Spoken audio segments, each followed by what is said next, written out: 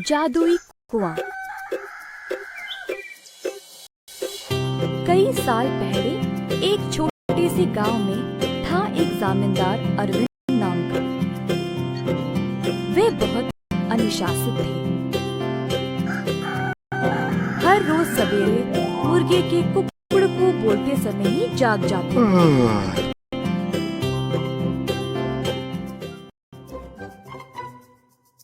फिर अपने नौकरों को जगा के उन्हें काम पे भेजते थे।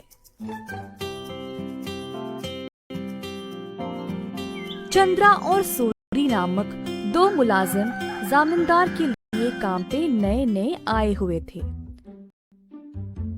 परंतु वे दोनों काफी आलसी थे और सवेरे उठ के खेत में जाना उनके लिए बहुत कठिन लग रहा था। दोनों एक कुएं के पास सोते थे। एक दिन चंद्रा ने सूरी से कहा, हाय रे, हर रोज सवेरे जाग के जाना बहुत ही कठिन काम है ना। सूरी को भी ऐसा ही लगा। हाँ चंद्रा, परंतु हम करे तो क्या करे, मुर्गे के कुकड़ू से ही जमींदार जी जाग जाते हैं। अरविंद जी ने इन दोनों का व्यवहार ध्यान से और चुपचाप से जांचा। आखिरकार उन्होंने एक दिन उन दोनों को सबक सिखाना चाहा। एक दिन जब दोनों सो रहे थे, कुएं के अंदर से आवाज आई, सूरी, कितनी देर और सोओगे? उठो और काम पे निकलो। सूरी को नींद में ही आवाज सुनाई दी और वो अचानक से जाग गया। बाजू देखा तो चंद्रा आराम से सो रहा है। सूरी को समझ नहीं आया कि ये आवाज कहाँ से आई। बुरा सपना मान के वो फिर से सो गया। अगले दिन की बात है और दोनों उसी कुएं के पास सोए थे।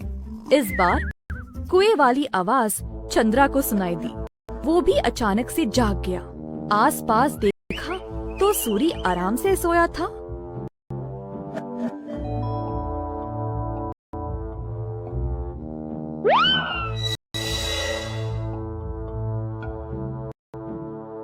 कोई बुरा सपना था शायद, ऐसा सोचकर वो भी फिर से सो गया।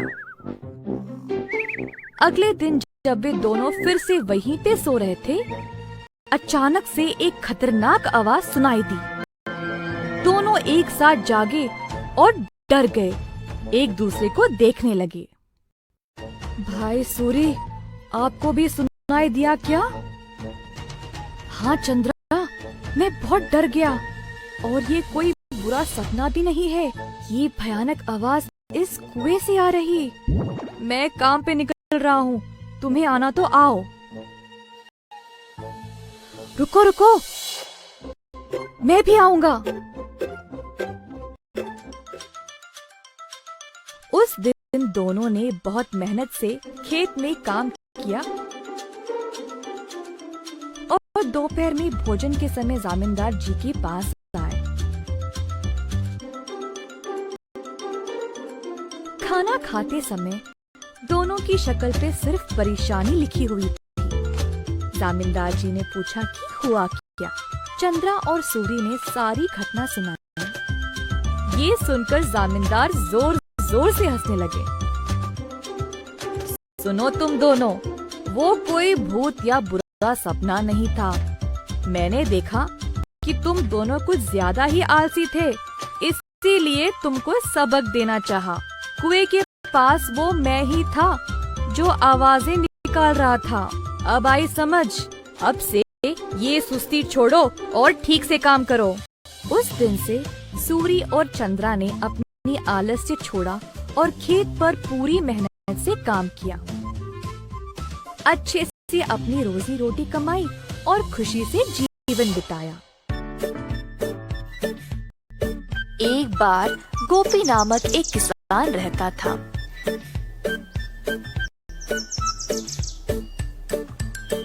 गोपी बहुत मेहनती था। सब लोग उसको पसंद करते थे और उसके साथ अच्छा व्यवहार करते थे।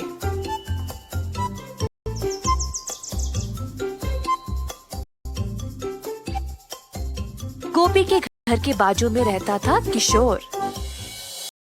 किशोर चाहता था कि गोपी से ज्यादा अच्छा नाम उसका हो जाए और इसके लिए उसने बहुत कोशिश की, परंतु उसको ऐसा मौका कभी नहीं मिला। एक दिन किशोर दूध बेचने के बाद अपने घर वापस आया। बाहर सीढ़ियों पर बैठा था जब उसने पेड़ पर एक आम को लटकते हुए देखा।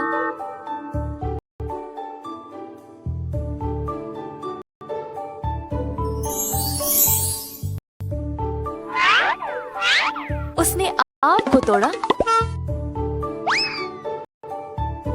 और अपने रुमाल में बंद कर दिया। आम को पकड़ के वह गोपी का इंतजार कर रहा था। जब गोपी वापस आया तब किशोर उसके पास गया और बोला, ओ गोपी, मैं तुम्हारी प्रतीक्षा कर रहा था। क्या बात है किशोर? मैंने इस रुमाल में एक फल को लपेटा है। क्या तुम अंदाजा लगा सकते हो कि इसमें क्या है? अगर तुमने सही जवाब दिया तो तुम खुद अपने हाथों से मेरे घर से जो मर्जी ले जा सकते हो। अगर तुमने गलत बोला तो मैं अपनी मर्जी से अपने हाथों से कोई भी चीज तुम्हारे घर से ले जाऊंगा।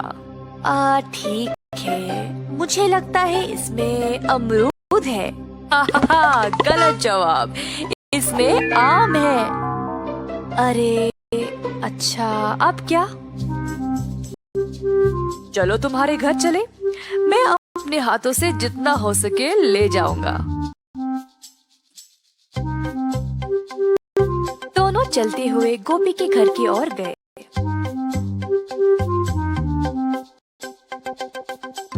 घर में प्रवेश करने से पहले किशोर को दरवाजे के पास एक सीढ़ी दिखाई दी। तुरंत उसको उठा के बाजू में डाल दिया और घर के अंदर चला गया, परंतु गोपी वहीं पे खड़ा रहा। गोपी, वहीं क्यों रुक गए? तुमने तो सीढ़ी उठा ली थी ना, फिर उसको बाजू में रख के अंदर क्यों चले गए? क्या मतलब तुम्हारा? हाँ, अपने दोनों हाथों से तुमने सीढ़ी को उठा लिया था ना, तो अब इस सीढ़ी को उठाओ और जाओ। ऐसा कहकर गोपी अपने घर के अंदर चला गया। किशोर ने गोपी को रोक कर कहा, ये धोखा है। नहीं नहीं, मैं नहीं मानूंगा। अच्छा ठीक ठीक, अच्छा अब तुम बोलो, मेरे हाथ में क्या है? अगर सही जवाब दिया तो मैं किसी को नहीं बताऊंगा कि तुम अपने दूध में आधा पानी मिलाते हो, पर अगर तुम गलत हुए तो मैं पूरे गांव में इस बात को फैला दूंगा। हाय, अपनी बुद्धिमानी से तुमने मुझे फंसा लिया। ठीक है, मुझे लगता है तुम्हारे मुट्ठी में अंगूठी है। गोपी ने अपनी मुट्ठी खोली और दिखाया कि कुछ भी नहीं है अंदर।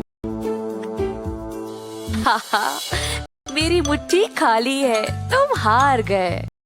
क्या तुम अब सबको मेरे बारे में बता दोगे? मैं अब से इतना पानी दूध में नहीं मिलाऊंगा, जितना जरूरी उतना ही। गलती हो गई, कृपया मुझे जाने दो।